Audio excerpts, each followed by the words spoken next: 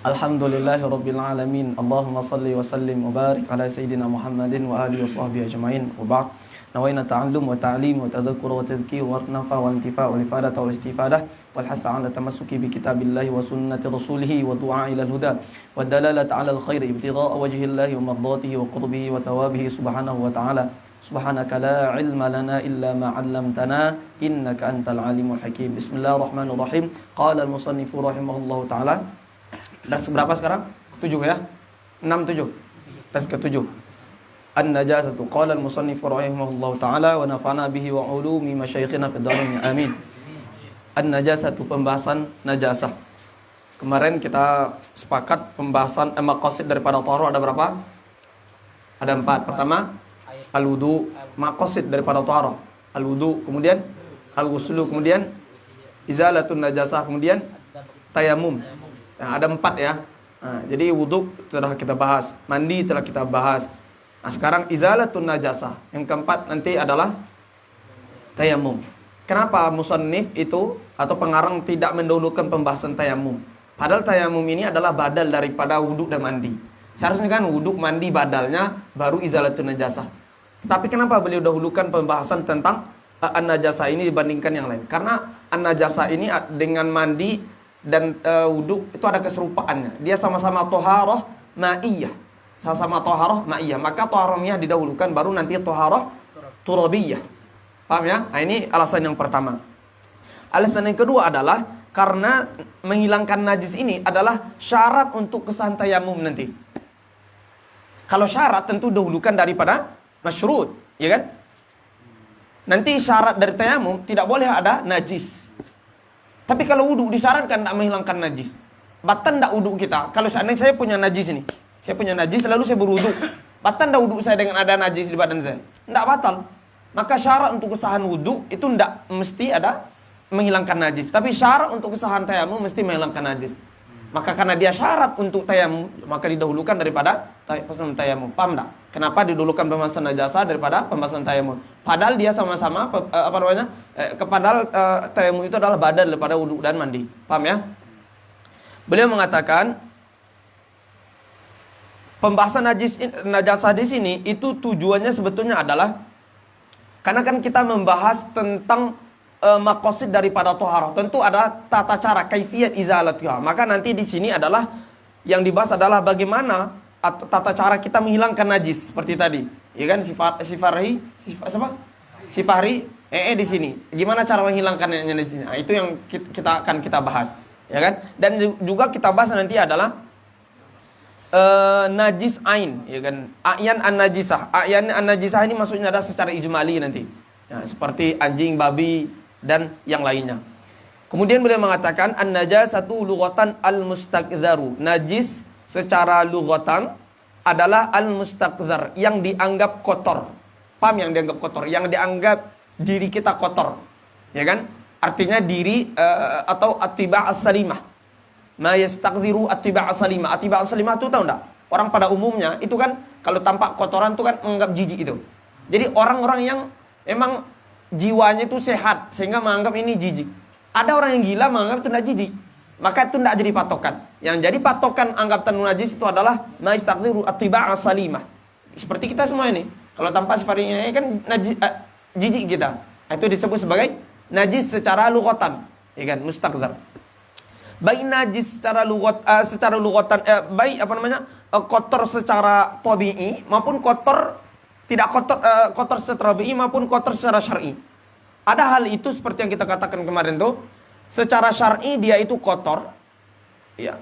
Tetapi secara syar'i tabi'i tidak kotor. Atau kebalikannya, secara tabi'i dia itu dianggap kotor, secara syar'i tidak kotor. Contoh air ludah. Air ludah secara syar'i itu tidak kotor. Basah semua pakaian saya orang air ludah tidak masalah saya bawa salat, ya kan? Tapi menurut tabi'i itu jorok ya, jijik kita melihat. Nah, seperti itu. Atau kebalikannya, menurut syar'i itu kotor, sedangkan menurut tabi'i itu tidak kotor. Khamar diminum orang.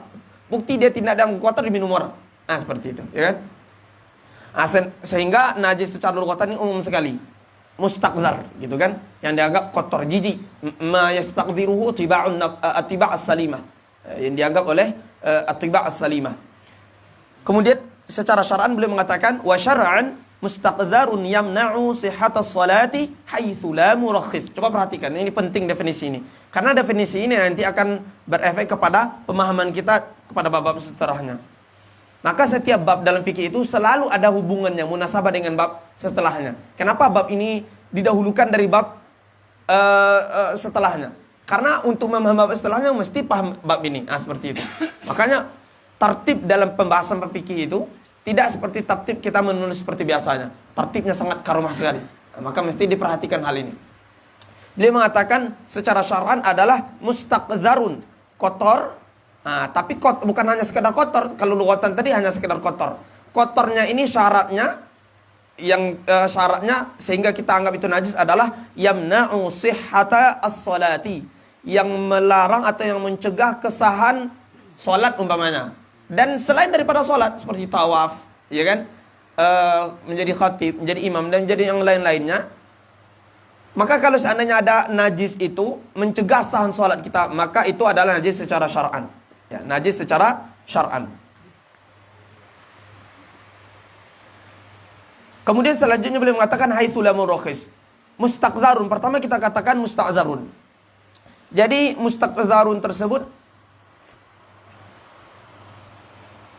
seperti yang kita katakan di awal tadi, bahwa menghukumi sesuatu itu najis itu adalah secara syar'i. Dan yang dimaksud di sini, syar'an di sini adalah menghukumi najis secara syar'i. Maksudnya adalah kita ta'budi, tidak bisa diakal-akali. Ya kan? Tidak bisa diakal-akali. Seperti yang tadi, ya, seperti hal tadi. Menurut kita itu adalah kotor. Sehingga kalau kotor tidak sah salat. Tidak bisa seperti itu, ya kan? Menurut kita itu bau, ya kan? Dan rasa-rasanya jijik orang semua yang ada di masjid. Sehingga tidak sah salat kita, tidak bisa seperti itu. Ya kan? Yang menjadi patokan itu adalah menurut syariat ini najis, maka najis menurut kita.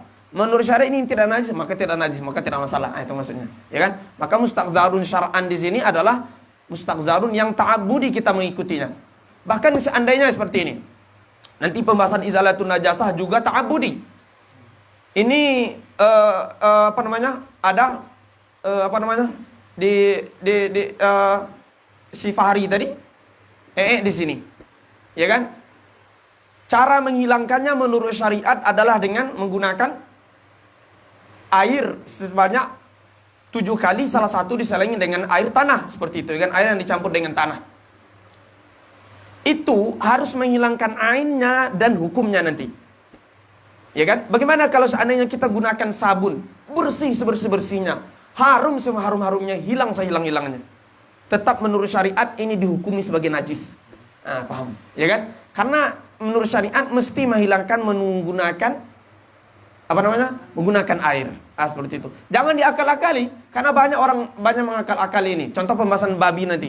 Orang lagi para khatib umpamanya, para penceramah itu suka mengakal-akali umpamanya atau mencari-cari hikmah. Hikmah dilarang babi ini Bapak Ibu itu karena dia memberi mudarat. Ada cacing apa? Cacing pita dan seterusnya. Bagaimana kalau seandainya itu tidak memberi mudarat? Maka hukum babi itu haram itu adalah ta'abbuni, bukan secara akli. Ya kan? Syariat mengatakan ini tuh haram, maka haram kita katakan. Ya kan? Maka salah itu berdalil seperti itu, ya kan? Itu dalil biasa dalil khitabah. Dalil khitabah kan gunanya untuk disampaikan kepada masyarakat. Jadi najis secara syar'an ini adalah mustaqdzarun, kekotoran yang mencegah kesahan salat. Haitsu la murakhis, tapi tidak umum. Kadang ada najis itu di badan kita tapi sah salat kita ketika ada rukhsah. Ini maksud haitsu la murakhis. Paham tak? Jadi maksud daripada najis yang mencegah kesahan salat ini ketika tidak ada rukhsah. Maka kalau ada rukhsah, haitsu la murakhis, ini penting kait ini. Kalau ada rukhsah maka tidak masalah walaupun ada najis. Ada umpamanya takhfif atau orang yang kehilangan tahurain, seperti ini umpamanya takhfif. Nanti kemarin itu kita membahas tentang permasalahan istijmar atau pembahasan tentang beristinja dengan menggunakan hajarus syar'i. Hajar syar'i seperti tisu kemarin atau batu seperti itu. Kalau kita beristinja dengan hal itu, sah enggak salat kita? Sah salat kita kan? Istinja lalu kita berwudu, sah salat kita. Padahal masih ada najis di sana. Buktinya apa? Kalau seandainya dia berendam di air, air itu menjadi najis, mutanajis. Ya kan? Sehingga kita katakan bahwa orang yang beristinja menggunakan hajar tadi itu hanya takhfif. Dan ada najis di sana, tapi sah solatnya. Kenapa? Karena ada rukhsah dari syar'i. Syar'i mengatakan boleh menggunakan hajar syar'i. Apakah kita katakan itu tidak najis? Kita tetap kita katakan bahwa itu najis, tapi ma'fu anhu. Najisnya najis yang diberikan keringanan. Maka orang yang beristinja dengan menggunakan hajar, ya kan, sah solatnya padahal ada najis, tapi karena ada rukhsah, ma'fu anhu. Itu maksud haitsu la murakhis di sini. Kalau tidak ada murakhis maka tidak sah. Tapi kalau ada rukhsah dari syariat maka sah. Contoh lain, kita tidak menemukan tanah, tidak menemukan air. Faqidu taharan, dalam fikih disebut faqid at-tuharain, at-tahurain. Orang yang kehilangan dua benda suci untuk mensucikannya. Tidak ada air, tidak ada tanah. Lalu bagaimana dia caranya sholat pada waktu telah masuk? Sholat ketika itu dalam keadaan walaupun ada najis. Dalam keadaan walaupun ada hadas dan seterusnya. Sholat ketika itu. Paham tak? Maka sholat dia ketika itu ma'fu anhu. Diberikan keringanan. Tapi nanti kalau ada jumpa air wajib diulangi sholatnya. Nah gitu. Walaupun ada najis di badannya tadi, tapi sholat telah masuk waktu, tapi tidak memiliki air, tidak memiliki tanah, wajib sholat, tapi karena ada rukhsah. Bukan karena tidak ada najis. Ada najisnya, tapi haitsu la murakhis. Ada rukhsah di sana. Paham ya? Haitsu la murakhis ini, sehingga kita ulangi, najis secara syar'an adalah kekotoran yang mencegah, kalau ada kotoran di tangan, di badan, di pakaian kita, tidak sah di bawah sholat. Mencegah keabsahan sholat, mencegah keabsahan tawaf, dan yang lainnya. Ya. Haitsu la murakhis, kapan itu tempatnya? Ketika tidak ada rukhsah. Kalau ada rukhsah maka sah salat, sah tawaf, ini dan seterusnya. Paham ya? Kemudian beliau mengatakan aqsamun najasati, pembagian najas. Tadi kita bahas bahwa di sini tujuannya adalah menyebutkan tata cara menghilangkan najis. Kan itu tujuan dari pembahasan bab ini. Kaifiyatu izalati an-najasah. Tapi untuk mengetahui tata cara itu, maka beliau membawa kita untuk mengetahui pembagian najis itu sendiri. Sehingga ketika telah tahu pembagian najis, maka tahu tata cara menghilangkan najis masing-masing nanti. Karena najis itu ada pembagian nanti. Maka beliau katakan, an-najasatu salasatu aqsamin. Najis itu ada 3 pembagian. Maksudnya adalah, awal kita bagi najis itu. Najis itu ada 2. Najis, kemarin pembahasan tentang syarat daripada wudu. Ingat tak salah satu syarat wudu? Apa salah satu dari wudu? Izalatun najasati al-ainiyah. Masih ingat ya? Ada 15 syarat daripada wudu. Di antaranya adalah izalatun najasatil ainiyah. Dihafal itu ya matan itu. Kalau bisa dihafal. Izalatun najasatil ainiyah, menghilangkan najis ainiyah. Najis ada 2 kemana? Najis ainiyah, ada najis hukmiyah. Najis ainiyah dan najis hukmiyah, ya. Najis ainiyah, apa itu beda najis ainiyah dan hukmiyah? Najis ainiyah yang ada jirmnya. Malaha jirmun, yang ada jirim, yang ada ainnya, tanpa ainnya. Ya kan? Awasfun, tidak ada jirimnya, tidak ada bendanya, tidak ada ainnya, tapi ada wasafnya. Wasafnya salah satu dari 3. Apakah launya masih ada warnanya, atau rihnya, atau ta'amnya, rasanya. Kalau ada salah satu daripada yang 4 ini, maka disebut sebagai najis ainiyah. Paham ya? Kalau tidak ada yang 4 ini, maka disebut najis hukmiyah. Contoh di sini, ya kan, itu pernah dikencing oleh anjing umpamanya. Nah, dikencing oleh anjing. Tapi tidak ada ainnya. Tidak ada ainnya lagi. Tidak ada pula wasafnya, tidak ada baunya, rasanya hilang semuanya. Tapi kita yakin di sini pernah dikencingi anjing. Dikencingi anjing. Maka ini disebut sebagai najis hukmiyah. Paham ya? Nah, perbedaan najis. Maka najis itu ada 2. Nah, masing-masing 2 ini dibagi pada 3. Masing-masingnya ada 3. Ada mughalladzah, ada mukhaffafah, ada mutawassithah. Sehingga kita katakan ainiyah ada 3 berarti. Mughalladzah najis, mukhaffafah najis, mutawassithah. Begitu juga hukmiyah ada 3. Najis mughalladzah, najis mukhaffafah, najis mutawassithah. Berarti berapa jumlahnya? Ada 6 jumlahnya, ya kan? Ainiyah ada 3, hukmiyah ada 3. Seperti itu. Paham ya? Maka beliau katakan an-najasatu salasatun. Maksud salasatun di sini adalah dari segi tata cara menyucikannya, maka ada 3. Ya, min haitsu atau bi'tibar kaifiyat tathhir. Tata cara untuk membersih, menyucikannya, maka ada 3. Apa saja? Itu najis mughalladzatun, wa mukhaffafatun wa mutawassitatun. Najis mughalladhah, mukhaffafah dan mutawassithah, ya kan? Maka pertama adalah najis mughalladhah.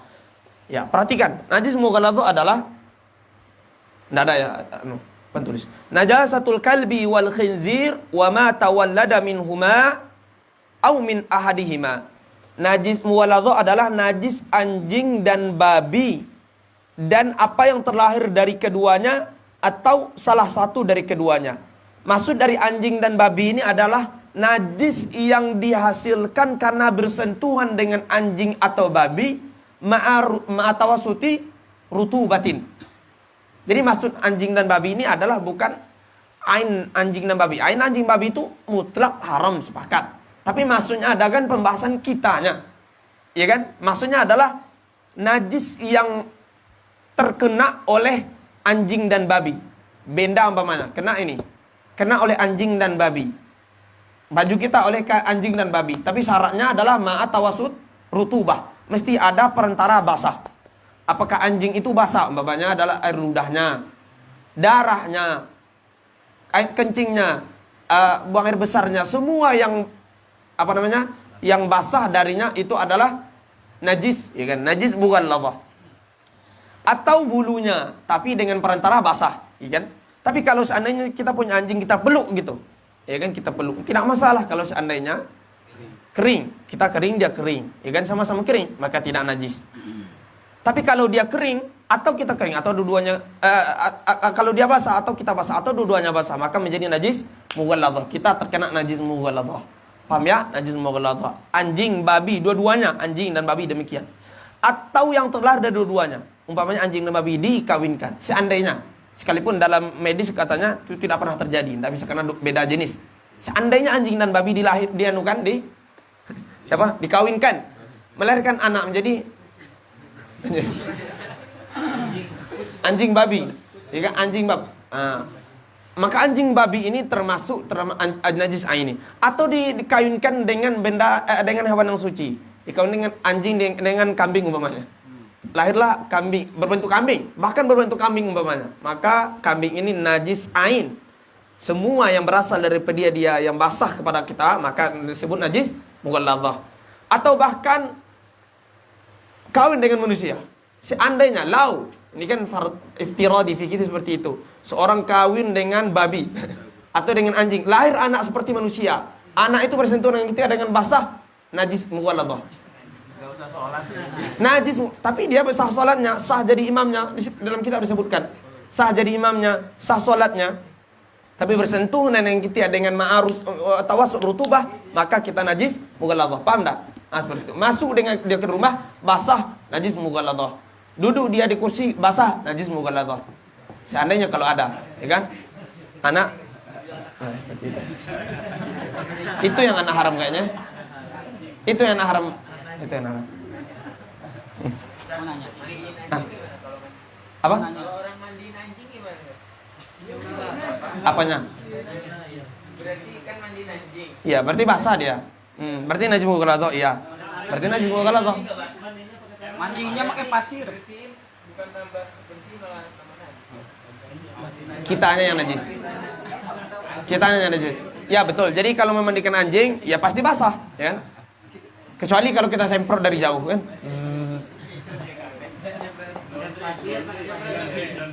Tapi biasanya kan orang milik anjing itu diusap ya. Saya waktu kecil juga memandikan anjing, sering memandikan anjing dulu. Karena orang kampung pasti itu kan. Kita mandikan anjing. Itu pakai sampo biasanya. Hah?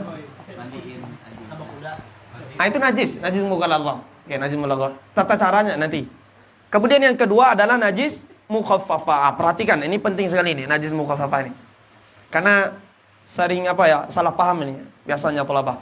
Wal mukhaffafatu baulus sabiyyi alladhi lam yat'am litaghadhi ghairal labani wa lam yablugh al-haulaini. Ini perhatikan qaid-qaidnya. Najis mukhaffafah adalah baul as-sabi, kencing dari sabi. Maka keluar dari baul selain baul, maka itu najis mutawassithah. Baul berarti kalau ghaid najis mughalladhah. Darah najis mughalladhah. Apa lagi? Muntahnya najis mughalladhah. Ya kan? Hanya baul mutawassithah. Hanya baul maka baul itu adalah najis mukhaffafah, baul. As-sabi, maka keluar dari sabi adalah as-sabiyah. Maka kalau anak kecil perempuan yang belum sampai 2 tahun, itu apapun yang keluar dari dia itu najis mutawassithah, bukan najis mukhaffafah. Paham ya? Jadi najis mukhaffafah mesti dari anak kecil. Kecilnya adalah laki-laki. Baul mesti baul saja. Selain baul tidak. Baul as-sabi. Syaratnya alladzi lam yat'am litaghadzi, yang belum pernah yat'am. Yat'am itu lebih umum daripada yakul, lebih umum daripada yashrab. Maka yat'am itu mencakup yakul dan yashrab, baik dimakan maupun diminum. Ya, yang belum pernah yat'am, gunanya litaghadzi. Gunanya adalah untuk litaghadzi, untuk memberi gizi. Maka keluar dari memberi gizi adalah umpamanya ada anak kecil, biasanya kalau anak-anak kecil itu ditahnik, paham tahnik? Biasanya kepada orang-orang soleh, ya kan? Datang orang Zabandi ini jadi kiai besar di kampung, ya kan? Ya kan? Ternyata ada orang melahirkan, dibawa ke Zabandi. Ustadz, kiai, pak guru, pak tuan guru, gitu kan? Ini anak saya berlahir, tolong tabarruk dengan guru, ditahnikkan. Nah, dibawanya lah kurma, ya kan? Kurma diusapkan ke atau digigit oleh Zabandi, tabarruk dengan arwah Zabandi, gitu kan? Orang soleh banyak zikirnya seperti itu kan. Kemudian diusapkan kepada gigi dan langit, ke langit, gusi dan langit si anak. Itu namanya tahnik. Kalau seandainya dengan tahnik lalu dia kencing, ya kan, maka tidak masalah.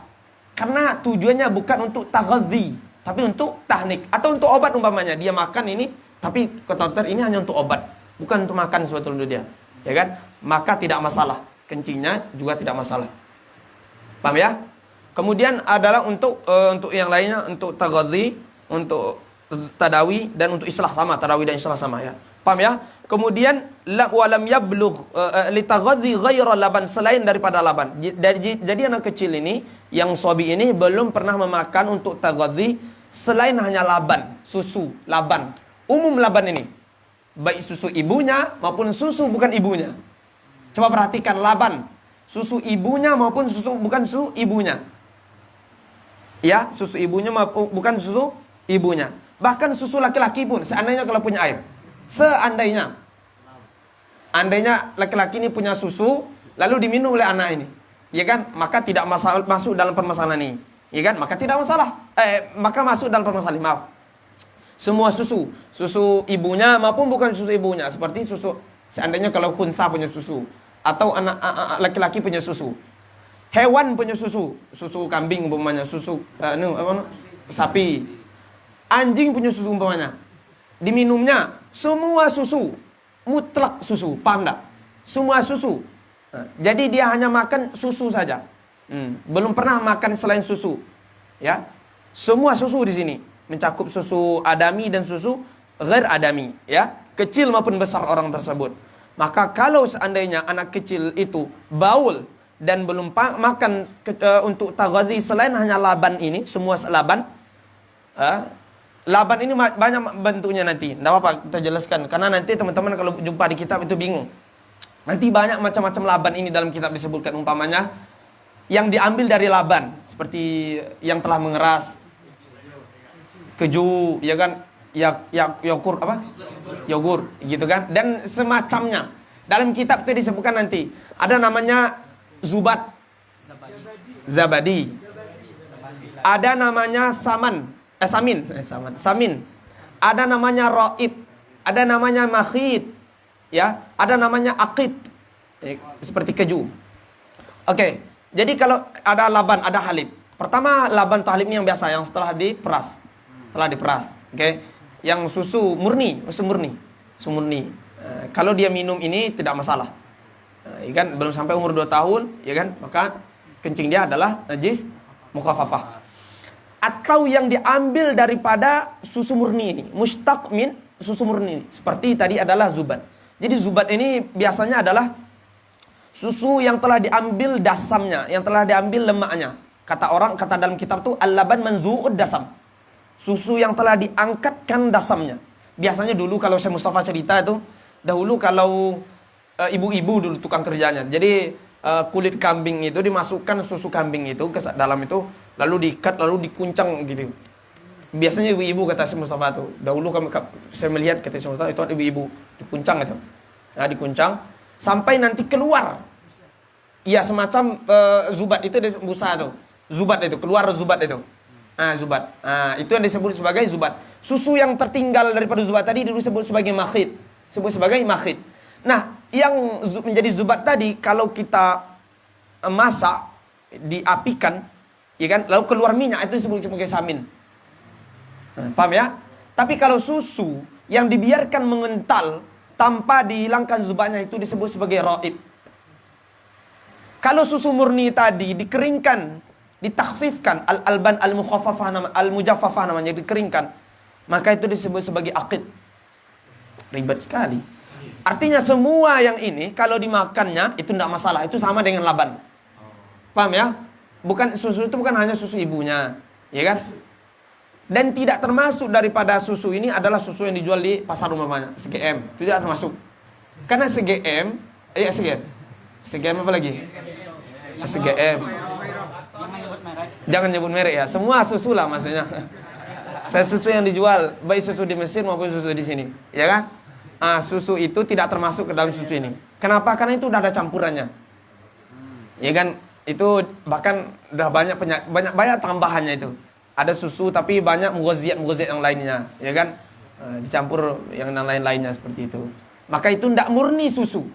Sehingga tidak sah. Iya kan?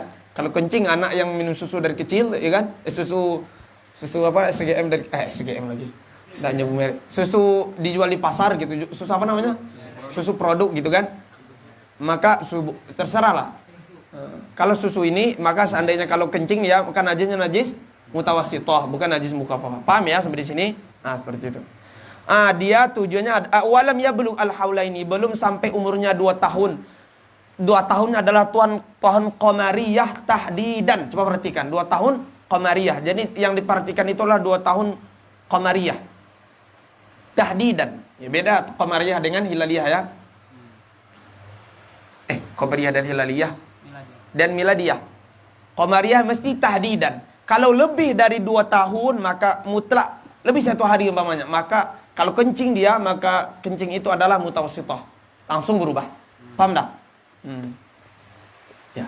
Jadi yang mukhaffafah adalah baul daripada shabi yang belum pernah mencicipi, maksudnya makan atau minum kecuali untuk taghadzi selain hanya laban, ya kan? Dan laban ini umum, ya kan? Laban manusia maupun tidak manusia. Dan yang diambil dari laban seperti raib, zabit, itu kan. Tapi samin tadi yang digunakan api tadi itu tidak sah. Kalau dia makan itu maka mutawassithah. Paham ya? Kalau samin tadi yang dipasak dengan api tadi. Tapi selain daripada itu, yang di zubat tadi, raib tadi, selain itu makan termasuk hukum susu. Walam yablugh al-haulain, belum sampai umurnya 2 tahun. Qamariyah tahdidan. Maka ini disebut najis, ya najis mukhaffafah. Bagaimana kalau seandainya dia ragu? Ragu umpamanya. Apa ragunya?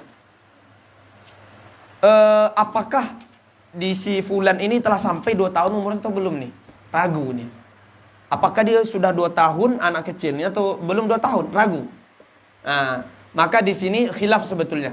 Ya, maka khilaf. Ya, khilaf. Menurut pendapat pertama mengatakan ya amalan bil asl. Al aslu dia belum sampai umurnya 2 tahun. Al aslu dia masih kecil gitu kan. Maka kalau dihukum kecil maka najisnya najis mukhaffafah. Tapi pendapat kedua mengatakan enggak. Ini kan rukhsah sebetulnya. Kencing itu dianggap mukhaffafah itu rukhsah. Dan rukhsah itu tidak boleh kecuali dengan sesuatu yang yakin. Kalau ragu maka tidak sah rukhsahnya. Maka kita hukumi najis mutawassithah. Paham ya? Perbedaan di sini. Kalau ragu. Kemudian yang ketiga adalah najis mutawassithah. Najis mutawassithah adalah baqin najasat. Semua najis selain dari 2 kategori tadi. Selain anjing dan babi, selain kencing daripada shabi yang belum memakan kecuali susu litaghadhi, ya kan, yang sampai umur 2 tahun. Selain daripada itu maka disebut najis mutawassithah, ya kan? Zabandi, kencingnya najis mutawassithah, ya kan? Khamar najis mutawassithah. Semua najis selain tadi disebut najis mutawassithah. Paham ya? Kal khamar kata beliau, seperti khamar. Ya kan? Baul, ghaid, rawuth, kotoran hewan, ya kan? Sekalipun kotoran hewan yang dimakan. Sekalipun kotoran hewan, kotoran ikan umpamanya, ya kan? Jangan kira ikan itu kan bisa dimakan bangkainya. Lalu kita makan kotorannya. Enggak. Kotoran juga termasuk najis mutawassithah. Darah umpamanya, sekalipun darah daripada ikan, kecuali darahnya sedikit, ya, maka itu ma'fu anhu. Kemudian hati dan limpa itu kan hukumnya suci ya. Hati hati kambing umpamanya, limpa dari kambing itu kan suci itu. Siapa yang suka itu? Saya tidak suka. Zabandi umpamanya suka. Suka kalian tentu ya. Kibdah itu kan suka antum seperti itu tuh. Kalau itu kan asalnya darah yang ya tajammat itu, yang membeku seperti itu. Tapi itu dimaafkan, artinya itu itu suci. Itu kan Rasulullah mengatakan itu suci. Tapi kalau darah yang menetes dari itu tidak suci. Darah yang menetes itu tidak suci, darah itu najis. Madhi najis juga, najis mutawassithah. Wadi begitu juga, muntah. Qaih juga, qaih beda qaih dengan aswadid adalah qaih itu adalah luka, kalau luka itu berair, luka berair. Airnya jernih biasanya airnya. Ya, itu qaih namanya. Tapi kalau dia berwarna kuning itu disebutkan aswadid. Belum jadi nanah, maka aswadid, ya kan? Dua-duanya kita sebut sebagai nanah sebetulnya kalau dalam bahasa kita qaih dan aswadid itu. Tapi maknanya dalam bahasa Arab itu beda. Bangkai, semua bangkai, ya kan, selain yang tadi, selain anjing dan babi dan anak keturunannya, maka disebut dengan najis mutawassithah, kecuali bangkai 3 hewan. Hewan manusia, hewan nonatik. Kemudian ikan, kemudian belalang. 3 ini bangkainya adalah suci, ya kan, dan sah dimakan kecuali manusia. Manusia haram dimakan. Ya, paham ya?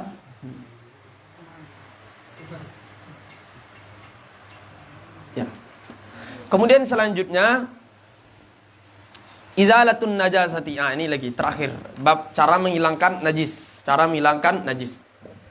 Inilah tujuan sebetulnya dari penyebutan bab ini atau pembahasan bab ini adalah pembahasan tentang cara menghilangkan najis. Najis yang dihilangkan adalah benda yang terkena najis, bukan najis a'yan. Maksudnya najis a'yan seperti anjing tadi. Walaupun 1000 kali kita mandikan tidak akan jadi suci deh. Atau anak yang terlahir dari anjing dan babi tadi. Ya kan? Sekalipun 1000 kali kita mandikan tidak akan jadi suci dia. Nah, maka masuk izalatun najasah di sini adalah benda yang terkena najis. Bukan benda yang ainnya memang najis ain. Beda ya? Bagaimana hukum menghilangkan atau membasuh sesuatu, contohnya pakaian kita atau badan kita terkena najis? Ada 2. Hukumnya bagaimana? Hukumnya wajib, tapi wajibnya adalah kata para ulama alat tarakhi. Wujubnya la alal faur, tapi alat tarakhi. Alal faur itu maksudnya wajib segera. Nah, tapi tidak, hukum menghilangkan najis itu adalah alat tarakhi. Wajib, tapi wajibnya alat tarakhi. Boleh kita tunda-tunda. Contoh terkena najis ini. Wajib tidak dihilangkan sekarang, wajib tidak dibasuh sekarang, wajib tidak dibersihkan sekarang, ditatuhirkan. Tidak. Wajibnya alat tarakhi. Kalau kita mau sholat, wajib ketika itu. Nah, itu maksudnya alat tarakhi. Paham ya? Tapi syaratnya adalah kalau kita tidak bermaksiat dengan mengenakan najis itu kepada pakaian kita umpamanya. Tapi kalau kita bermaksiat karena itu umpamanya, sengaja sengaja melumurkan, umpamanya kebiasaan orang Mesir atau di kampung-kampung. Orang kalau kurban biasanya dilumurinya tangannya dengan darah. Itu najis darah. Dilumurkan. Itu wajib segera dia hilangkan karena itu maksiat, karena mengotori tangan dengan darah, ya kan? Maka itu adalah tadamuh, mengotori tangan dengan darah atau badan kita dengan darah, itu kan kesengajaan kita. Maka itu disebut sebagai maksiat. Maksud itu tidak boleh hukumnya seperti itu. Ya kan? Ngapain tujuan demikian? Maksudnya adalah maksiat berdosa.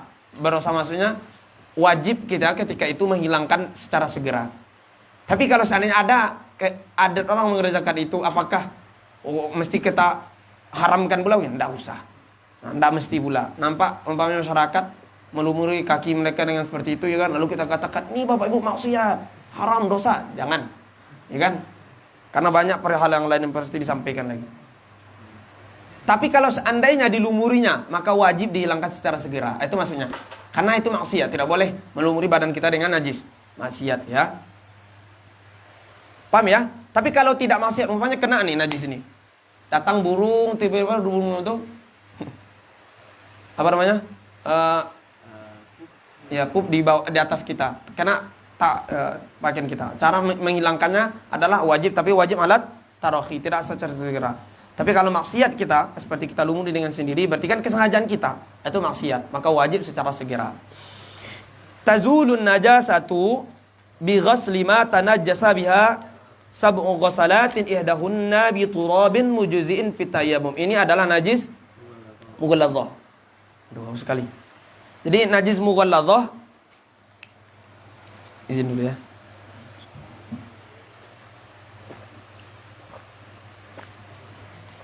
Mulai beliau menjelaskan tata cara menghilangkan najis mughalladhah. Masing-masing. Ini berurutan najis mughalladhah, najis mutawassithah, mukhaffafah dan najis mutawassithah. Pertama najis mughalladhah. Najis mughalladhah tata caranya kata beliau adalah bi ghasli ma tanajjasa biha sab'a ghasalatin ihdahunna bi turabin mujzi'in fit tayammum. Membasuh yang terkena najis, artinya mahal, tempat yang terkena najis itu pakaian, tangan, dan seterusnya.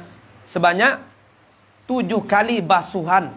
Salah satunya menggunakan tanah, yang mana tanah ini cukup digunakan pada tayamum. Pada pasmalan tayamum kemarin. Nah, kita rinci. Membasuh tempat, artinya mahal yang terkena najis, pakaian, badan, semua benda yang terkena najis, maka kita basuh, najis mughalladhah, maka kita basuh dengan menggunakan air. Yaitu sebanyak 7 kali. Air yang digunakan mesti air tahur.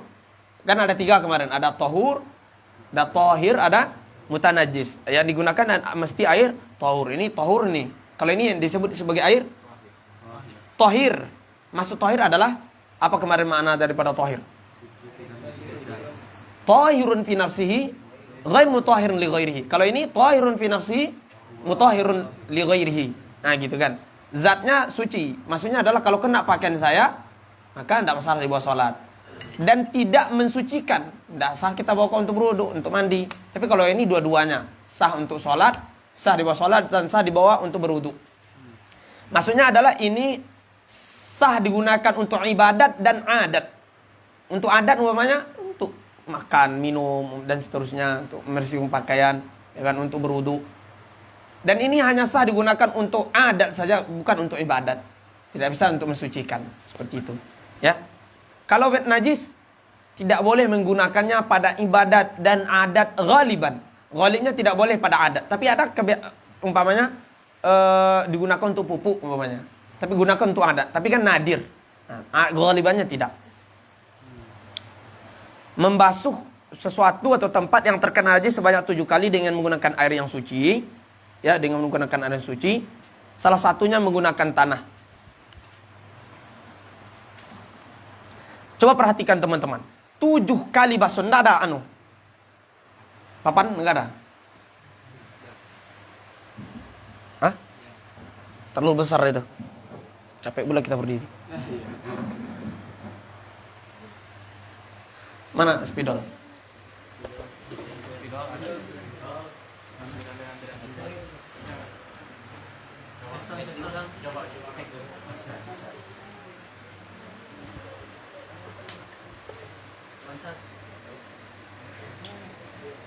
Mana kameramen ini?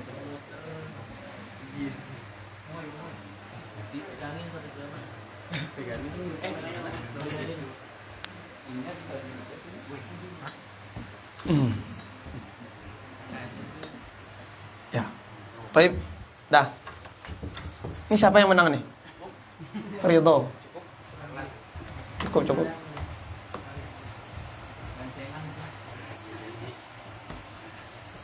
Oke.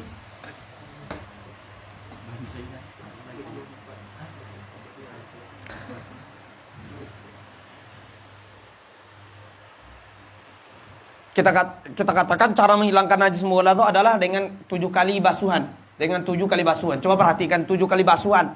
Artinya mesti 7 kali siraman. Paham ya? 7 kali siraman. Salah satunya air yang dicampur dengan tanah. Air yang dicampur dengan tanah. Ya, 7 kali siraman ini, kapan dimulai 7 kali siramannya ini? Adalah ketika telah hilang ain najisnya. Ketika telah hilang ain najisnya. Seandainya belum hilang ain najisnya, maka belum dihitung hitungan pertama. Ya, seandainya 20 kali siram baru hilang najisnya, maka basuh ke-21 baru dihitung basuh pertama. Baru setelah itu tambah 7 kali lagi. Paham tak? Nah, jadi basuhan yang ke-7 itu sepertujuh, ini kan 7 kali. Sepertujuhnya itu dihitung kapan? Ketika najisnya telah hilang. Tapi ketika najisnya masih ada, maka belum dihitung. Sekalipun kita siram sebanyak 20 kali, 30 kali. 30 kali baru hilang air najisnya. Maka basuh ke-31 baru dihitung sepertujuh daripada 7 basuh syar'i yang mughalladhah. Ini basuh syar'i namanya. Paham ya?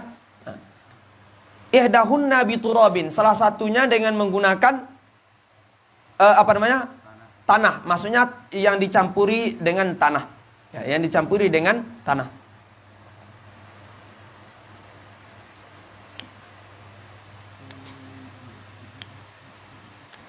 Ya, sebelum kita membahas yang dicampuri dengan tanah ini, tadi kita katakan bahwa ain mughalladhah ini atau cara menghilangkan najis mughalladhah ini adalah 2 tadi. Di awal kita sebutkan yang dihilangkan 2-nya, ainnya dan hukumnya.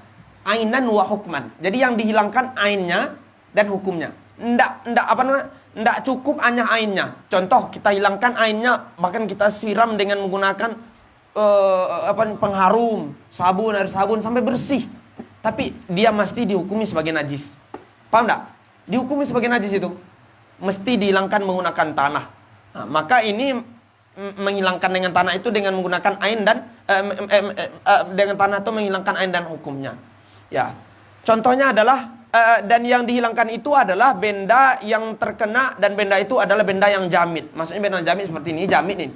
Ini jamit ini. Ini jamit yang luar. Tapi kalau yang kena air umpamanya, air benda yang bukan yang jamit, benda yang ma'i ya.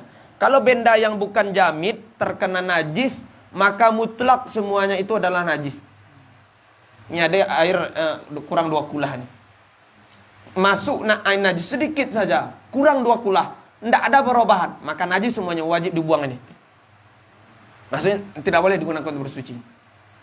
Ada teh ini. Teh ini satu rumah ini, atau satu baskop, satu ruak. Iya kan? Masuk najis umpamanya. Iya kan? Maka semuanya kena najis. Mutlak, maka wajib maka tidak boleh memakai yang satu ruak ini. Paham tak? Nah, tidak boleh dipakai satu ruak ini. Madu umpamanya, banyak madu, bahkan sebanyak apapun madu kena najis, ya kan? Maka dia tidak bisa ditatahirkan. Kenapa? Karena dia benda yang bukan jamit. Maka syarat membersihkan mahal yang terkena najis dari mughalladhah ini adalah najisnya adalah tempatnya adalah jamit, mahal al-jamit. Kalau yang ma'i maka mutlak itu adalah menjadi najis. Bagaimana kalau madu itu kena najis? Itu kan mubadir umpamanya. Tidak bisa kita potong saja, ini kan tidak bisa. Maka tata caranya ada hilah kata para ulama. Dalam kitab fikih disebut umpamanya dikasih itu ke lebah itu, dimakannya nanti dia menghasilkan lagi, maka hasilnya itu adalah suci lagi. Ya kan, karena keluar min butun an-nahal, kan keluar dari butunnya itu, perutnya itu semuanya adalah suci. Warna apapun suci. Itu hebatnya lebah itu. Ya kan? Nah, itu tata caranya. Maka kita katakan menghilangkan najis mughalladhah adalah ain dan hukumnya dengan membasuh 7 kali, benda ini 7 kali ya, dengan menggunakan air suci. Salah satunya air yang dicampur dengan tanah. Nah, tata cara ini yang akan kita jelaskan. Tata cara mencampurkan tanah dengan air. Atau nantilah kita catat hilang pula.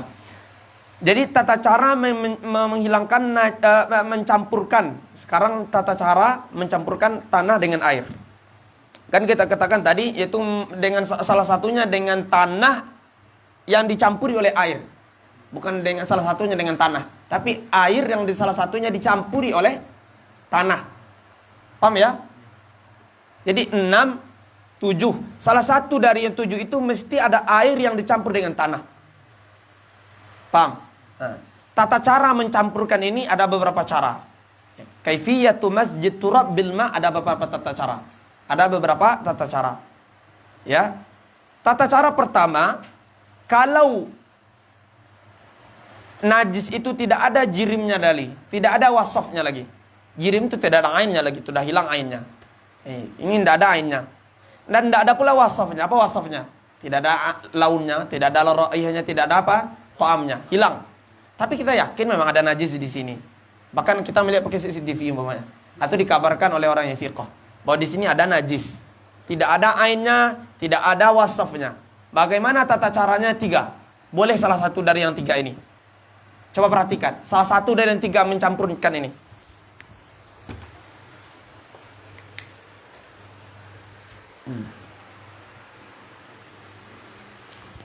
Karena ini salah kadang-kadang ini.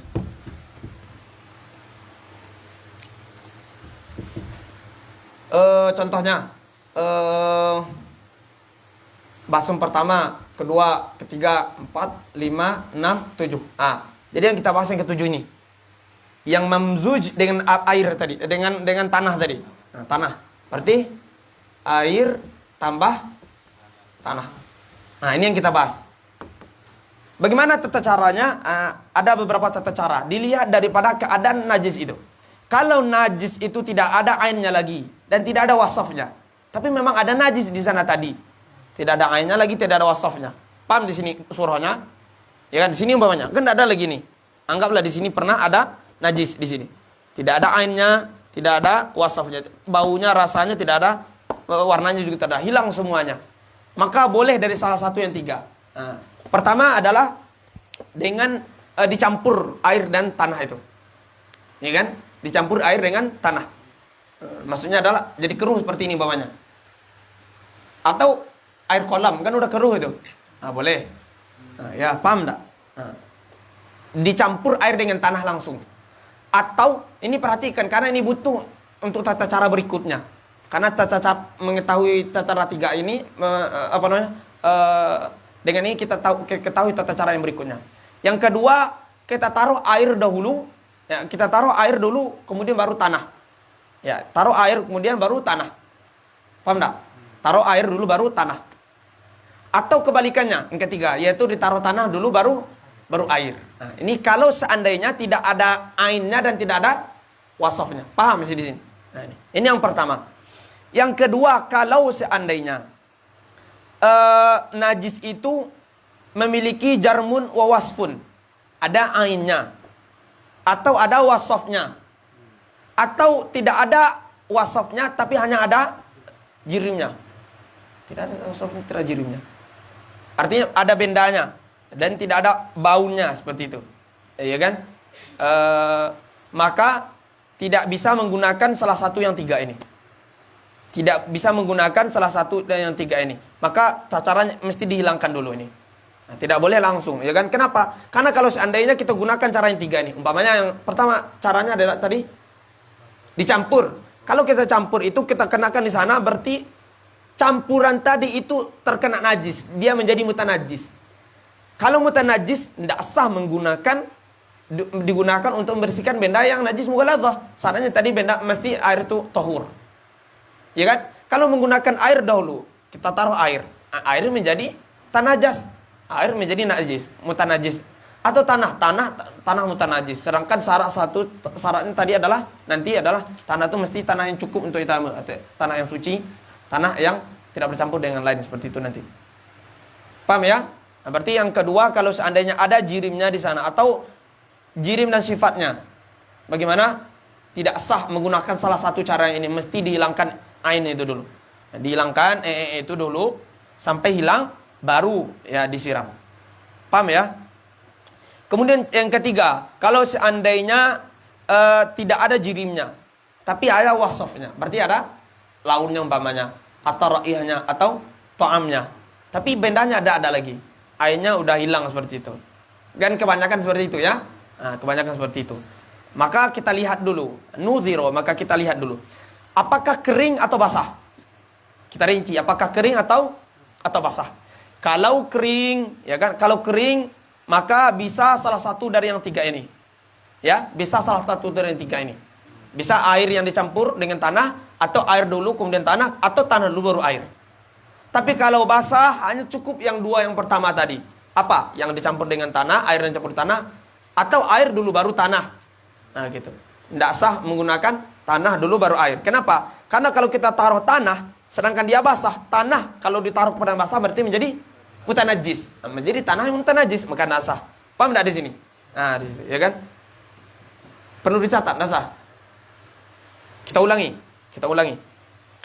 Jadi tata cara mencampurkan air dengan tanah dalam menghilangkan najis mughalladhah itu ada kaifiatnya. Pertama kita lihat, apakah di benda itu yang terkena najis itu masih ada jirimnya atau wasafnya atau tidak. Ada kalanya ada jirimnya, ada kalanya tidak ada jirimnya tapi ada wasafnya. Atau ada kalanya ada keduanya. Atau ada kalanya hilang dua-duanya. Paham ya? Coba perhatikan. Pertama, kalau seandainya tidak ada jirimnya, tidak ada ainnya, dan tidak ada wasafnya, hilang wasafnya, ya, maka tata caranya boleh dari salah satu yang tiga tadi. Pertama, air dan tanah dicampurkan, ya. Yang kedua, air dahulu, kemudian baru tanah, atau tanah dulu baru disiramkan air. Paham tiga cara ini? Itu kalau seandainya tidak ada ain dan tidak ada wasafnya. Kalau seandainya ya ada wasaf dan jirimnya, atau ada jirimnya, ada ainnya, atau ada ain dan wasafnya, dua-duanya. Bagaimana? Maka tidak bisa menggunakan salah satu cara yang tiga ini. Karena menggunakan cara yang tiga ini akan menjadi mutanajis nanti. Ya kan? Menggunakan air yang campur dengan tanah tadi menjadi mutanajis. Ya kan? Menggunakan air dulu baru tanah mutanajis. Tanah dulu air mutanajis, seperti itu. Maka tata caranya mesti izalah, dihilangkan terlebih dahulu baru hilang. Maka menggunakan tata cara tadi. Kemudian kalau yang ketiga, kalau hilang jirimnya, tidak ada bendanya, tapi ada wasafnya, umpamanya masih ada warnanya, atau tidak ada warnanya, ada baunya, atau tidak ada baunya, ada rasanya, salah satu dari tiga atau tiga-tiganya. Maka tata caranya kita lihat dahulu, apakah kering atau basah. Kalau seandainya dia itu kering, maka bisa tiga-tiga tata cara tadi. Tapi kalau dia basah, hanya cukup dua tata cara yang pertama, yaitu tanah dicampur air, atau air dahulu baru tanah. Tidak cukup tanah baru. Kenapa kalau tanah dulu tidak cukup? Kenapa? Karena kalau tanah, maka menjadi mutanajis karena dia basah. Nah, maka tanah mutanajis tidak cukup untuk dicampurkan dalam menghilangkan benda mughalladhah. Paham tidak di sini ya? Nah, nanti kalau diminta penjelasan bagaimana tata cara, ya kan, membersihkan benda. Berarti udah teka-teki Moli tadi udah siapa? Fari tadi udah bisa ya? Udah mendingan, udah bisa kita tata caranya. Jadi saya tanyakan tadi, bagaimana kalau seandainya di sini terkena si Moli gitu kan? Si Moli gitu. Nah, jangan langsung dijawab. Coba dilihat, orang fikih itu begitu, jangan langsung lihat dulu. Apakah masih ada? Si Faris kan, masih ada atau enggak nih? Masih ada atau enggak? Masih ada bendanya atau enggak nih? Kalau masih ada bendanya, masih ada bendanya, mesti dihilangkan dulu. Kalau tidak ada, kita lihat dulu katanya. Kalau tidak ada, apakah ada wasafnya atau tidak? Kalau tidak ada wasafnya, tidak ada pula bendanya itu, maka bisa tiga tata cara ini. Ya, cukup tiga cara itu. Tidak mesti ini pula diangkat atau dipotong, tidak mesti. Ya. Atau apa namanya? Dia itu masih ada wasafnya, maka kita lihat apakah basah tempatnya atau tidak basah. Nah, gitu.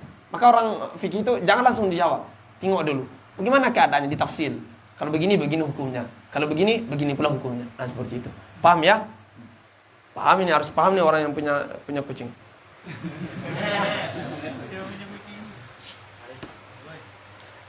Tanahnya ini, apakah semua tanah boleh digunakan? Tidak. Tanah ini syaratnya adalah tanah yang memiliki ghubarun yuqaddirul ma'. Tanah yang memiliki apa ghubar ini? Debu, yang memiliki debu, yang nanti debu ini kalau dicampurkan ke air, dia akan mengeruhkan air. Nah, jadi yang menjadi patokan tanah dalam ini, dalam apa? Dalam menghilangkan najis ini adalah tanah yang dia itu akan menghilangkan atau akan mengeruhkan air. Tujuannya hanya mengeruhkan. Coba perhatikan, karena beda nanti tanah yang digunakan untuk tayamum dan tanah yang digunakan untuk menghilangkan najis. Kan katanya mujizi fit tayamum, tapi ini tidak secara mutlak, akan kita rinci. Mujizi fit tayamum kata beliau, ya kan? Kata beliau seolah-olah tanah yang cukup digunakan untuk tayamum, ya kan? Cukup juga digunakan untuk ini, untuk izalatun najasah, tapi tidak demikian. Ada tanah yang cukup digunakan, artinya bisa digunakan untuk tayamum, tapi tidak bisa digunakan untuk izalatun najasah. Atau sebaliknya, ada tanah yang bisa digunakan untuk izalatun najasah, tapi tidak bisa digunakan untuk tayamum. Kita rinci. Maksud daripada mujizi fit tayamum ini adalah tanah mesti khalison. Tanahnya mesti khalison. Khalison murni tanah. Tidak ada campurannya. Tidak ada campuran dengan yang lain. Atau dia ada campuran dengan benda yang lain. Ada campuran dengan benda yang lain, umpamanya dicampur dengan benda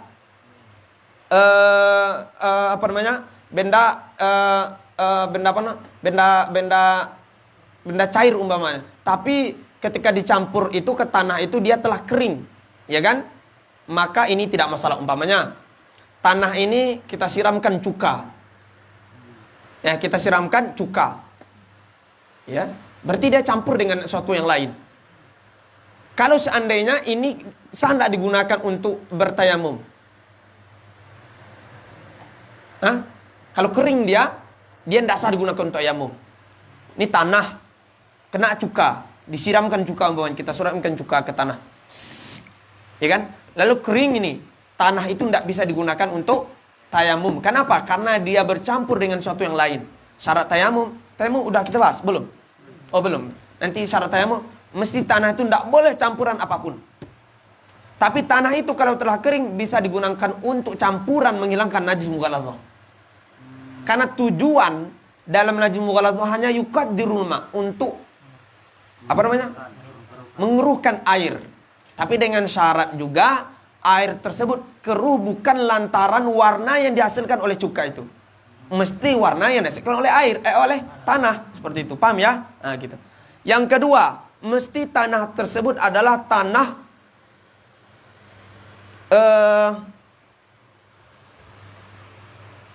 yang seandainya kalau dicampur dia kepada air, dia tidak merubah. Ya, sudah disebutkan barusan ya. Jadi pertama syaratnya mesti khalison, atau dia itu tidak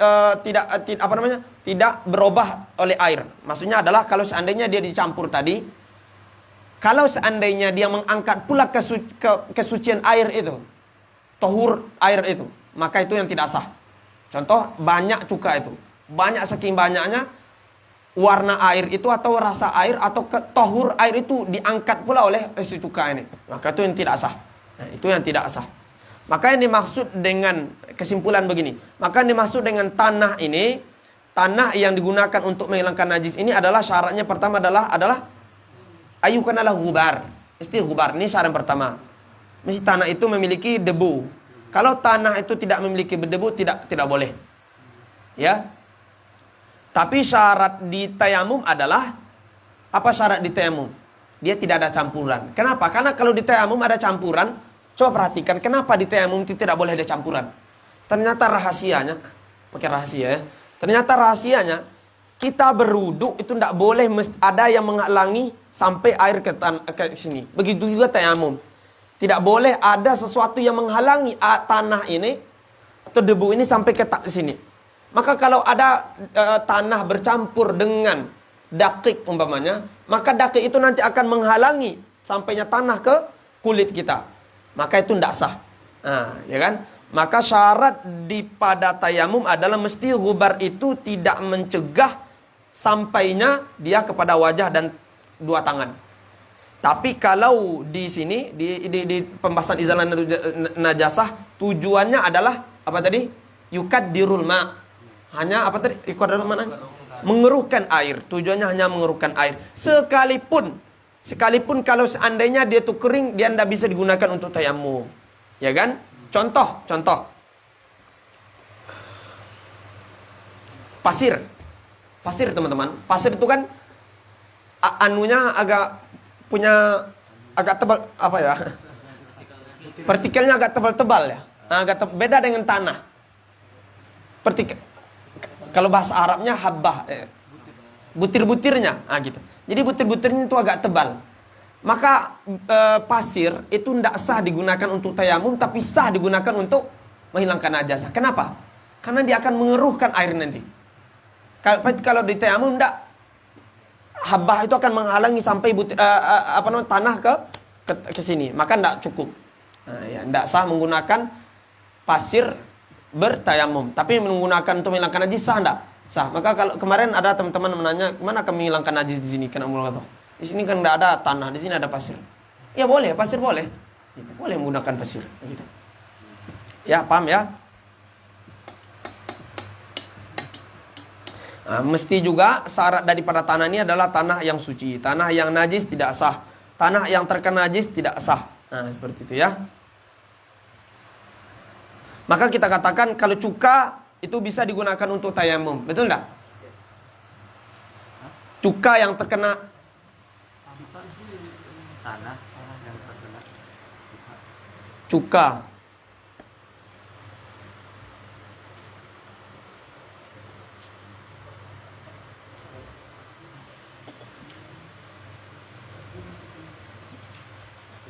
Ya, cuka yang merubah air umpamanya. Ini tanah, afwan. Ini tanah. Berarti salah sampaikan saya tadi. Ini tanah. Coba tengok nih. Ini tanah, lalu kita campurkan cuka. Kalau kering tanah itu bisa digunakan tayamum. Maaf cakap. Itu bisa digunakan untuk tayamum. Tapi tidak bisa digunakan untuk menghilangkan najis. Karena tujuan menghilangkan najis adalah dia dicampurkan dengan air. Ketika dicampur dengan air, nanti akan berubah air ini. Perubahannya dipengaruhi oleh cuka. Nah gitu. Maka kalau kita tulis seperti ini kira-kira. Cuka dengan pasir umpamanya. Cuka dengan pasir. Maka cuka, kalau seandainya cuka itu kena air, dikenakan ke tanah, tanah itu menjadi kering, ya kan? Maka tanah itu bisa digunakan, kan ada debunya. Maka bisa digunakan untuk tayamum. Nah, maka sah untuk tayamum. Untuk tayamum maka sah. Kalau untuk izalah najisah, izalatul najasah, maka tidak sah. Ya kan? Kenapa? Karena dia akan merusak kekeruhan air. Kekeruhan air bukan dihasilkan oleh tanah nanti. Dipengaruhi oleh cuka itu. Yang kedua, pasir umpamanya, pasir. Sama. Untuk tayamum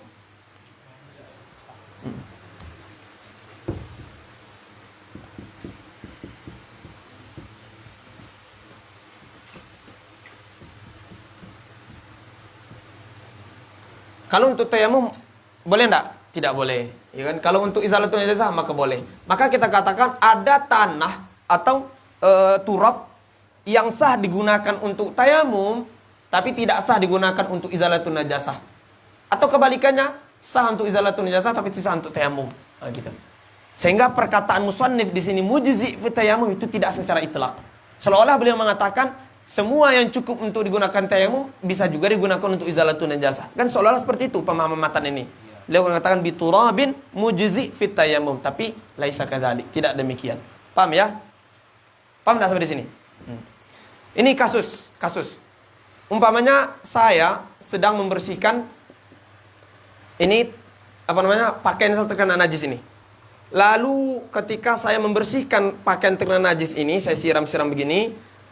Ini percikan ini terkena pakaian lagi di bawah ini, yang bawah ini. Ya kan? Bagaimana hukum air yang terkena di sini? Najis atau enggak? Ya najis kan, terkena tetesan najis itu. Lalu berapa kali mesti disiram lagi ini? 7 kali atau berapa kali? Maka ada kaidah mengatakan al-ma' ya'khudhu hukmal mahal. Air itu mengambil hukum tempatnya. Air yang jatuh ke bawah tadi tempatnya dari mana? Dari tempat di sini. Di sini kan najis. Maka dia mengambil hukum najis. Bagaimana hukum di atas tadi? Udah berapa kali siraman? Kalau udah 5 kali siraman, maka cukup 2 kali lagi di sana, di bawah. Kalau hanya sekali, maka 6 kali di bawah. Paham tak? Nah, kita. Kalau sudah 6 kali, 1 kali lagi di bawah. Paham ya? Masih tidak paham? Faris paham? Ya udah, berarti kan udah suci. Loh, kalau udah 7 kan udah suci di sini. Kalau suci, kena bawah pun sudah suci. Paham ya? Ada yang tidak paham? Ya.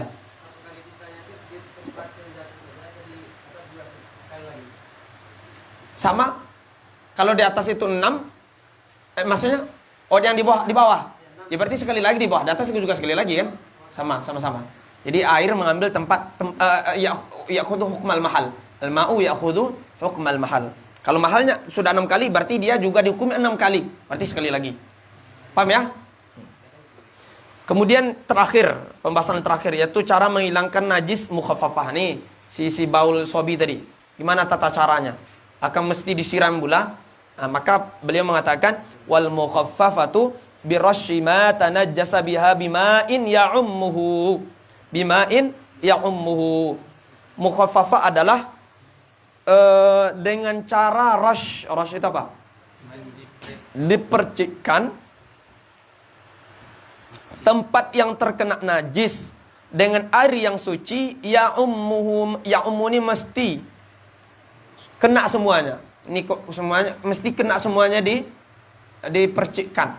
Paham ya? Ada tiga apa namanya? Tiga urutan dalam menyiramkan air. Ada pertama rush namanya. Jadi maratib ya.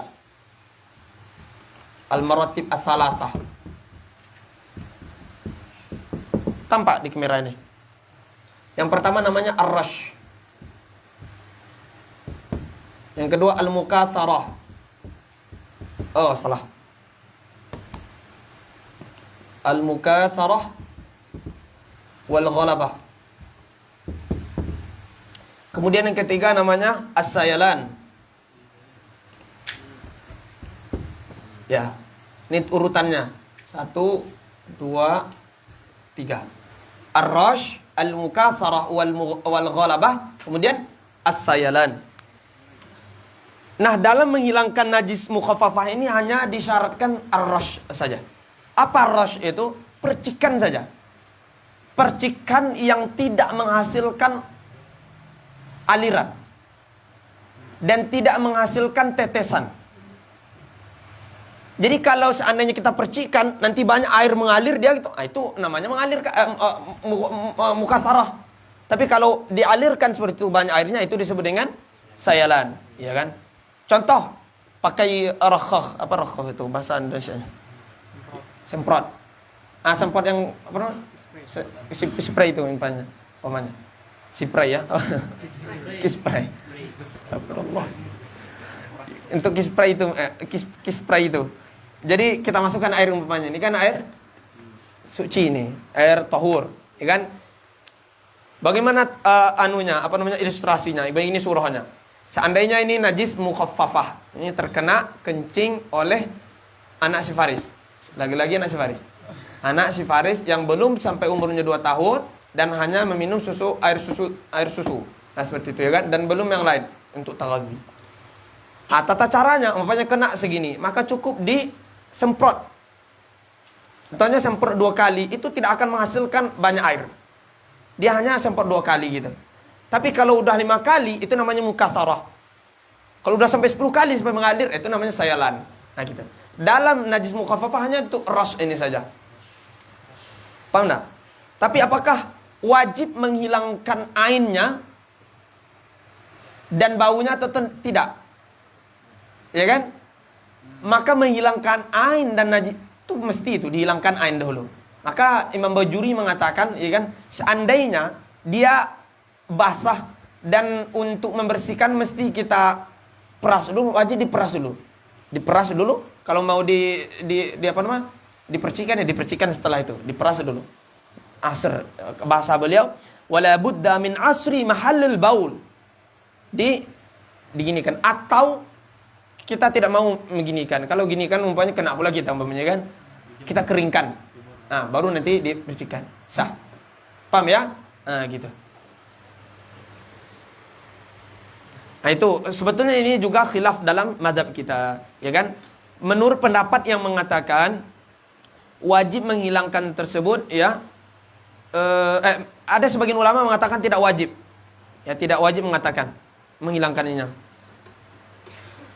Walaupun masih ada awsafnya, masih ada baunya, umpamanya masih ada ini. Menurut sebagian ulama sah. Umpamanya Imam Zarkashi mengatakan laun dan rihnya kalau seandainya masih ada warnanya nih, warna agak kekuningan, atau masih ada baunya agak amis gitu kan, maka tidak masalah menurut Imam Zarkashi, ya kan. Tapi kalau jirimnya dan ta'amnya tidak boleh. Jirimnya tidak boleh, menurut beliau tidak boleh. Ta'amnya tidak boleh, mesti hilang. Tapi menurut ulama lain seperti kenapa alasannya? Beliau mengatakan karena kalau seandainya kita wajibkan menghilangkan laun dan rih ini, berarti sama saja kita membasuhnya, sama saja kita sayalannya. Padahal dalam agama hanya ras saja diwajibkan. Kalau kita wajibkan berarti la aujabna ghuslahu, kata beliau. Berarti kita mewajibkan basuh, padahal tidak. Nah gitu. Sedangkan menurut ulama yang lain, ya kan, seperti Syekhul Islam, yaitu Imam Zakaria Ansari, Imam Isnawi dan yang lainnya, beliau mengatakan wajib dihilangkan jirimnya, wajib dihilangkan awsafnya ini. Wajib dihilangkan semuanya, ya kan? Paham ya, insyaallah.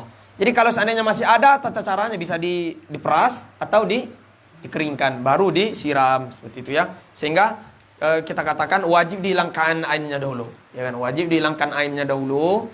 Wasafnya bagaimana? Khilaf, ya kan? Apakah wajib atau tidak? Menurut Imam Zarkashi tidak, ya kan? Sedangkan pendapat yang kedua, wallahu alam, yang rajih pendapat yang kedua yaitu pendapat Imam Zakaria Ansari, yaitu wajib dihilangkan juga wasafnya, ya kan? Kemudian selanjutnya yang terakhir, ada yang terakhir ya. Najis al-mutawassithah, cara menghilangkan najis mutawassithah yang selain tadi. Nah, najis mutawassithah ada dua juga. Semuanya apa itu? Ainiyah dan hukmiyah. Ainiyah dan hukmiyah. Semua najis itu ada hukmiyah dan ainiyahnya. Najis ainiyah dan hukmiyah. Najis ainiyah itu adalah najis yang allati laha launun aw rihun aw ta'mun. Maksudnya adalah pertama yang ada launnya, rihnya, ta'umnya, atau yang ada jirimnya. Karena laun, rih, ta'um ini disebut sebagai tadi wasaf. Nah, maka secara pendeknya najis ainiyah adalah najis yang ada jirim atau wasafnya. Wasaf adalah laun, rih atau ta'amnya. Tata cara menghilangkan najis mutawassithah yang ainiyah adalah bi izalati launiya wa rihya wa ta'amnya. Tentu menghilangkan launnya, rihnya atau ta'amnya. Paham tak? Dihilangkan ainnya, rihnya, semuanya ini. Kalau dia najis ainiyah, ada rihnya, ainnya, maka mesti dihilangkan. Seandainya kalau membutuh sabun, maka pakai sabun. Mesti dihilangkan. Butuh 2 kali, wajib 2 kali. 20 kali. Butuh 100 kali, wajib 100 kali disiram. Wajib dihilangkan semuanya itu. Ya? Wajib dihilangkan. Bagaimana kalau seandainya sulit? Sulit dalam bahasa Arab ada 2 maknanya. Bahasanya. Ta'assar dengan ta'adzar. Perhatikan. Ta'adzar dengan ta'assar. Dua-dua ini beda hukumnya. Ta'assar dan ta'adzar. Ta'assar ini adalah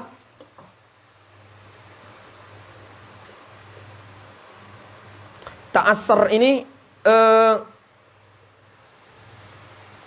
sudah kita kikis dengan tangan, dengan menggunakan kuku atau dengan boros gitu, apa? Bros gitu kan? Sikat.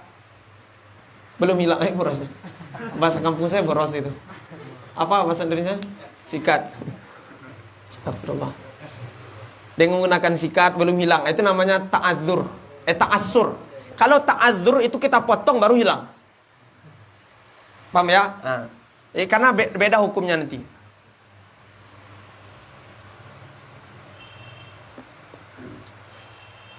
Jadi kalau seandainya ainiyah ini tidak hilang wasafnya atau jirimnya, kecuali dengan memakai sabun, wajib memakai sabun. Tapi syaratnya memakai sabun ini adalah kalau kita punya uang pula gitu. Nah, pertama uang kita tuh lebih daripada hutang. Tapi kalau kita punya hutang dan punya uang ini bisa digunakan untuk bayar hutang atau untuk membeli sabun menghilangkan najis ini, maka dibayarkan untuk hutang dulu. Nah, atau uang itu juga lebih kepada kebutuhan diri kita, tapi kita butuh uang untuk bayar di khazinah umpamanya. Bayar igar gitu kan. ke Ustaz Basit. Nah, maka tidak wajib membeli sabun. Dan atau orang yang wajib kita nafkahi umpamanya kan, Ustaz Basit menafkahi keluarganya umpamanya. Sumpah. Amin begitu kan. Atau untuk memberi makan atau minum hewan yang dihormati. Hayawanin muhtaram. Tahu enggak hewan muhtaram? Ya, termasuk manusia. Manusia kan hewan. Hewan lunatik. Kucing, dengan anjing biasa, tapi anjing yang gila bukan hewan. Anjing gila, anjing yang gila. Anjing liar. Itu disebut dengan al-fawasik al-khamsah. Yang kemarin saya Mustafa menyebutkan dalam darasnya. Al-fawasik al-khamsah itu ghairu muhtaram. Anjing al-kalbul aqur. Anjing yang apa? Anjing ya bias yang gila itu ghairu muhtaram. Kalau dia haus umpamanya kita punya uang sedikit pula, ini kalau kita kasih dia enggak bisa kita membeli sabun untuk menghilangkan najis mughaladhah. Enggak usah biarkan dia mati itu. Ini mughaladhah. Tapi bahasanya jangan biarkan mati. Artinya jangan kita. Enggak, ya biarkan dia mati. Bahkan kita dianjurkan membunuhnya. Salah itu. Dianjurkan membunuhnya. Ya kan? Yang kedua umpamanya adalah ular. Nampak ular kehausan. Kita punya uang untuk beli sabun menghilangkan najis umpamanya. Ya kan? Enggak, beli sabun biarkan ular itu mati. Atau apa namanya lagi? Kelejengking. Sama juga, demikian juga kelejengking. Apa lagi? Hah? Tikus. Terakhir? Hah?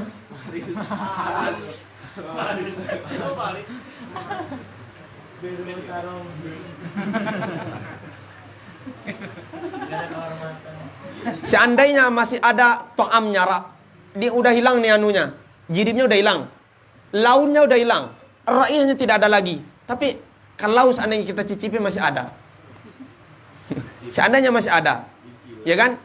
Maka tempat itu tidak suci, masih belum suci. Kenapa? Karena to'am itu mudah dihilangkan, ghalibnya. Ya. Kemudian selanjutnya pembahasan ta'adzur dan ta'asur tadi. Seandainya to'amnya tidak ta'adzur dihilangkan. Ta'adzur paham ya ta'adzur? Ta'adzur itu tidak bisa dihilangkan kecuali kalau dipotong. Ini masih ada rasanya, warnanya udah hilang, raihnya udah hilang, bendanya udah hilang, tapi masih ada rasanya. Cara menghilangnya hanya dipotong. Nah, maka ufiya anhu, ma'fu anhu, tapi dia tetap najis. Di bawah sholat tidak masalah. Berarti sholat dengan najis tapi haitsulah murakhis. Itu makna haitsul murakhis tadi. Sah di bawah sholat karena ada najis yang ma'fu anhu. Paham ya? Nah, kalau masih ada ta'amnya tapi sulit sekali, ta'adzur ya. Tapi kalau masih ada launnya atau rihnya bagaimana? Launnya saja atau rihnya saja. Bendanya tidaklah hilang. Ya, tapi launnya masih ada atau baunya masih ada. Maka kita lihat. Nah, maka di sini berlaku ta'assur. Maka dalam permasalahan ta'assur ini hanya pada laun dan rih, tidak pada ta'am. Ya, permasalahan ta'assur nanti kita tulis. Ya. Maka kalau seandainya ta'assur sulit umpamanya menghilangkan laun atau rih ini, sulit ini udah kita kikis tadi kan kikis tadi. Kita kikis berulang-ulang kali tidak juga hilang, maka tidak masalah, lam yadurro, dibiarkan. Tapi kalau seandainya tidak sulit bisa dikikis maka yadur, maka wajib dihilangkan, ya kan? Maka itu benda najis. Tapi kalau seandainya dua-duanya tersisa, laun dan rihnya, tadi kan atau, sekarang dua-duanya bersamaan, maka kita lihat. Kalau di satu tempat, ya kan, satu tempat umpamanya di situ launnya, di situ rihnya, maka ini bermasalah. Artinya itu benda itu najis. Tapi kalau beda tempat, satu di sini, maka sama dengan rincian yang tadi. Kita ulangi ya. Kalau seandainya kita telah bersihkan najis ini ada darah umpamanya, terkena darah, lalu telah kita bersihkan ainnya, telah kita bersihkan ausofnya, maka telah bersih. Tapi kalau masih ada ausofnya, apa yang tersisa umpamanya masih ada ta'amnya, rasanya masih ada, tapi ta'adzur kita membersihkannya, tidak ta'assur. Kalau ta'assur maka wajib tetap dihilangkan, ya kan? Maka dalam permasalahan, kenapa ngapus ini? Dalam permasalahan at-ta'am, Yang menjadi patokan hanya apa tadi? At-ta'adzur. Apa definisi ta'adzur ini? Tidak bisa dihilangkan kecuali dipotong. Ya kan? Ini sudah hilang warnanya, baunya juga tidak ada lagi, tapi rasanya masih ada. Ya kan? Itu ta'adzur namanya. Maka kalau ta'adzur maka ufiya anhu, ma'fu, maka termasuk najis ma'fu anhu. Ini yang pertama. Kemudian yang kedua, kalau seandainya ada laun atau rihnya. 1, 2. Ada launnya atau rihnya. Bukan dua-duanya ya. Ini beda. Ada laun atau rihnya. Maka berlaku di sini ta'assur. Apa? Ta'assur. Ta'assur ini tidak bisa dilangkan kecuali dengan dikikis begitu. Kikis 3 kali, 4 kali gitu. Paham ya? Maka kita lihat. Ya, kita lihat.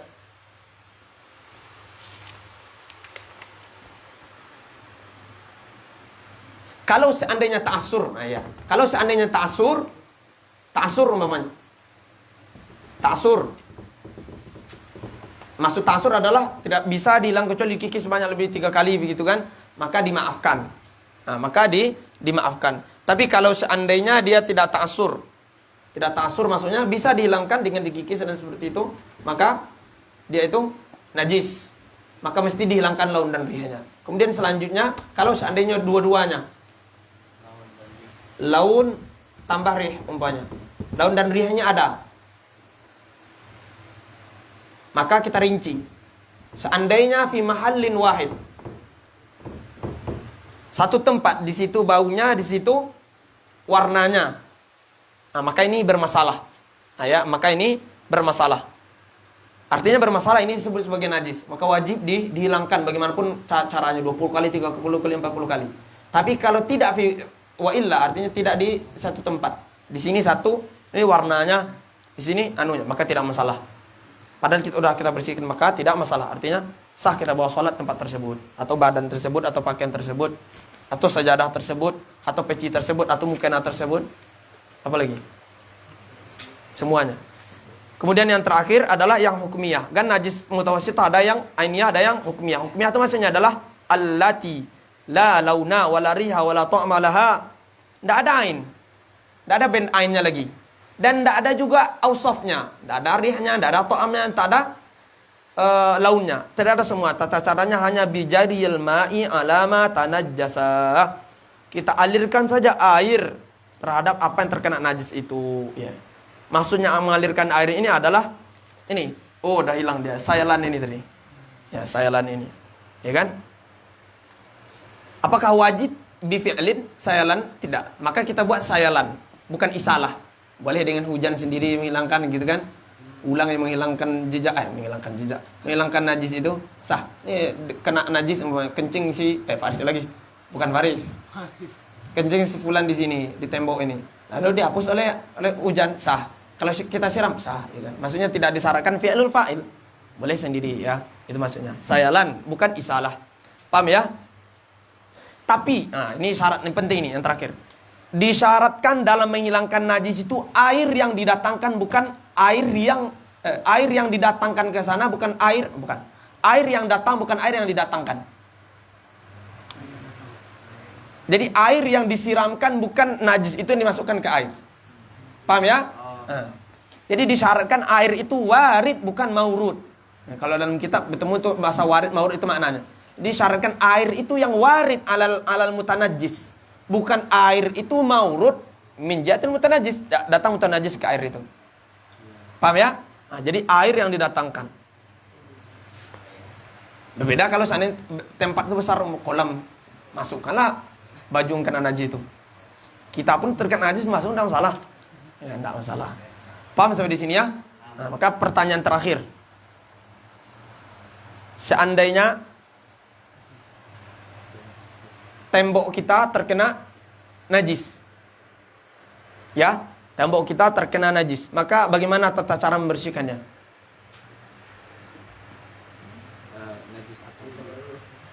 Ditanya dulu. Iya kan? Kita lihat dulu. Apakah tanah ini atau tempat yang terkena itu adalah keras atau tidak keras? Sulb atau gersulb? Ikan ada yang keras umpamanya. Seperti yang apa namanya? Ini yang di bawah ini tembok, keramik, seterusnya gitu kan. Atau tanah umpamanya, tanah kan menyerap dia. Nah, maka kita lihat. Seandainya dia itu adalah apa namanya? Ma'iat, apa tadi? Keramik tadi. Astagfirullah. Padat, keras seperti itu. Nah, maka kita lihat apa najis yang ada di sana. Maka kita lihat rincian tadi. Apa yang najis ada di sana? Apakah najisnya adalah najis mutawassithah? Najis mutawassithah, mughalladhah atau apa di sana? Kalau mughalladhah maka 7 kali. Mutawassithah maka dengan biasa, ya kan? Melihat ainnya hukmiyahnya. Kalau mukhaffafah maka dipercikan, dihilangkan ainnya dulu. Maka pertama dihilangkan ainnya. Seperti itu ya kan? Maka dihilangkan ainnya. Setelah dihilangkan ainnya, maka dilihat apakah masih ada ta'amnya, jirimnya, ausafnya atau tidak. Kalau ada jirim atau ausafnya, maka dihilangkan. Kalau tidak ada, maka bisa menggunakan salah satu cara yang tadi. Hanya disiram saja umpamanya. Kalau apa namanya? Bukan, contohnya adalah apa namanya? Ghaid daripada manusia. Itu kan najis mutawassithah. Ya kan, najis mutawassithah. Kita bilang kan ainnya cukup kita siram. Kalau dia itu hukmiyah, telah hilang umpamanya. Tapi kalau masa ada ainnya, dihilangkan semuanya ain itu, mesti dihilangkan ainnya, ya kan? Kemudian disiram. Paham enggak? Kalau ainiyah, kalau hukmiyah cukup disiram saja. Walaupun sekali, cukup dibiarkan. Contohnya ini, udah enggak ada lagi, tapi di sini yakin ada kencing dia tuh. Kencing si Molly itu. Hilang, tapi enggak ada lagi airnya. Cukup disiram. Cukup disiram sekali saja.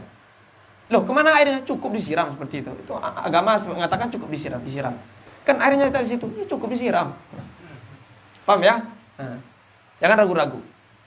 Tapi kalau seandainya dia itu menyerap ke bawah, begitu juga. Enggak mesti juga setelah disiram itu kita cangkul ini bagian tanah itu, enggak mesti juga. Ya kan? Cukup dihilangkan ainnya itu, maka dilihat apakah masih ada ainnya atau tidak. Paham ya? Sesuai dengan tata cara tadi. Kalau dia najis mughalladhah, ya kan? Maka salah satu dengan 7 kali siraman, salah satunya dengan tanah menggunakan yang dicampur dengan air, ya dicampur dengan tanah, yang dicampur dengan tanah. Kalau najisnya hukmiyah, najisnya mukhaffafah adalah dengan cara rosh saja. Tapi wajib dihilangkan ainnya dulu, ya kan? Kalau seandainya masih basah, umpamanya bisa diperas atau tajfif, dikeringkan, ya kan? Kalau najis itu adalah mutawassithah, maka lihat apakah ainiyah atau hukmiyah. Ainiyah yang ada jirimnya atau ada wasofnya. Kalau seperti itu, maka mesti dihilangkan. Kalau butuh pada sabun, wajib menggunakan sabun. Kalau masih tinggal ta'amnya bagaimana? Maka kita lihat. Kalau ta'adzur itu tidak bisa kecuali dipotong, maka tidak masalah, ya kan? Kalau masih sisa launnya atau rihnya, bagaimana? Dilihat. Apa ta'asur atau tidak ta'asur? Sulit umpamanya, maka sah, tidak masalah. Lam yadur. Kalau sulit, maka tidak masalah. Kalau sulit, tidak sulit. Kalau sulit, maka lam yadurro. Ya kan? Artinya boleh kita bawa sholat. Tapi kalau tidak sulit, maka yadur. Kalau dua-duanya, ya kan, laun dan rihnya, maka kita lihat apakah di satu tempat atau di 2 tempat. Kalau di satu tempat, maka yadur. Kalau di 2 tempat berbeda, maka di sini kita ada najis di sini. Tapi di sini hanya launnya, tinggal rihnya, maka tidak masalah. Ya kan? Paham ya? Kalau dia tuh najisnya adalah hukmiyah, tidak ada ainnya, tidak ada rihnya, tidak ada semuanya, hilang semuanya, maka hanya dengan disiramkan. Di sini pernah kencing mulai, hanya disiram bika, hanya disiram. Tidak ada bau, tidak ada semuanya, cukup disiram saja. Paham ya? Ya, wallahu a'lam wa a'lam. Subhanakallahumma wa bihamdika, asyhadu an la ilaha illa anta, nastaghfiruka wa natubu ilaik.